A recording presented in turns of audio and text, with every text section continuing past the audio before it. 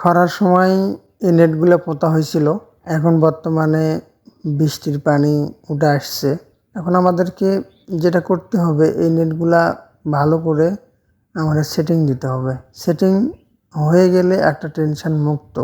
এই কারণেই কিন্তু আমরা এই নেটগুলাতে মাটি দিতেছি সুন্দর কইরা।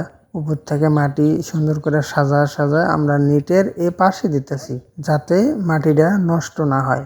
এভাবে মূলত আমার পুরো বিল আমাকে মাটি দিতে হবে। এই কাজগুলা আমরা 2-3 দিন ধরে কাজগুলা করতেছি।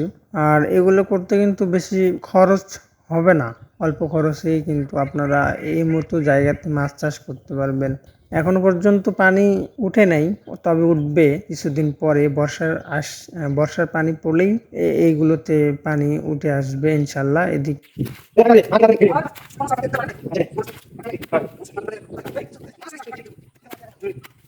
কিছুদিন পরেই পানি হয়েছে। পানি হওয়ার পরে দেখতেছেন আমার এই বিলটা, পুরো বিল ভরে গেছে। এখন আমার কাজটা হলো কি, নেটগুলা আমি মাটি দিয়ে রাখছি, সেগুলোকে খাড়া করতে হবে। এই জন্য আমরা কিন্তু খুঁটির কাজগুলো আগেই করে নিয়েছিলাম। আর এই খুঁটিগুলাই নিয়ে আসা, খুঁটিগুলো পোতা হয়ে গেলে কিন্তু আমাদের নেটের কাজটা কমপ্লিট করতে হবে। আমার নেটের কাজগুলো কমপ্লিট করা হয়েছে। আর কমপ্লিট করার পরে দেখতেছেন যে আমার পুরো বিলটা কীরকম লাগতেছে দেখতে। চারিদিকে নেট আর নেট, চতুর্দিকে নেট দেওয়া হয়েছিল।